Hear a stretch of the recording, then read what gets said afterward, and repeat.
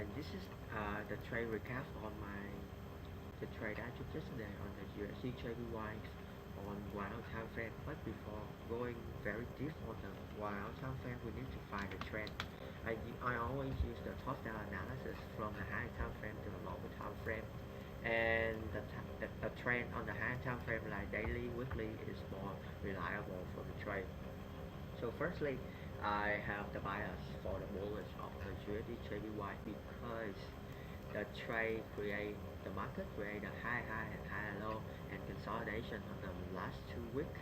And when the bias is still on a very strong bullish trend is when last week on the Friday is have a very big rejection candle with the bear with the bullish gap on the opening gap of the USDJPY. And from the Monday to the Tuesday, I don't have any bias to trade. So because there's not based on my strategy, but the trade that I took on the yesterday on the Wednesday, which means I use the trade on the 1 hour time frame for key level to execute based on the trend of the daily. So this trade is very easy to execute. Firstly, I can have swift liquidity on the Tuesday of this week of this candle, and it create a fair value gap on the H1 hour. And what I mean by that is I need to patiently wait for the market to refill the gap with the Fibonacci retracement at the discount level below the 0.5 or 0 around this level with a very golden zone of the Fibonacci retracement if the trade want to create a high market.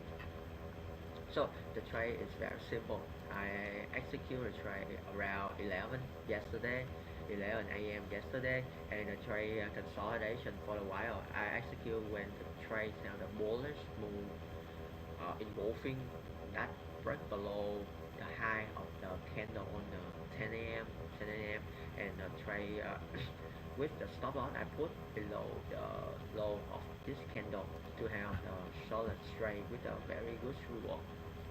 And with a solid good reward, and the trade is very simple. It breaks the structure and it create a new high, and when the trade retrace around mid retracement of the trade, it should be potentially retrace to the greater structure.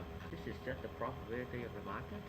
And when I see at the London session is when the trade is running into the previous high for my full TP, but with the very strong upside momentum, I'm just scaling out all of it, mostly my trade around this level based on my edge on the strategy that I have. But I still have a small left position on to capture the move to have the fully close of the H1 hour at this around this level, and I can have the ratio in around 1 to 1.5 ratio or with this trade on the USDJPY, and it just need 10 minutes to analyze, but it require more about 3 to 5 days to actually wait for this move, and I captured this on the yesterday with around 1, 2, 3, 4, 5 hours, around 4 and 5 hours, around 5 hours. So this is based on my strategy, and the next one and the next move, and can I keep doing that? No, because the strategy is just based on the strategy, and the strategy is I trade on the right range of this level, but I can have a very decent money that I make on this move. So this is just based on the plan and just follow the plan.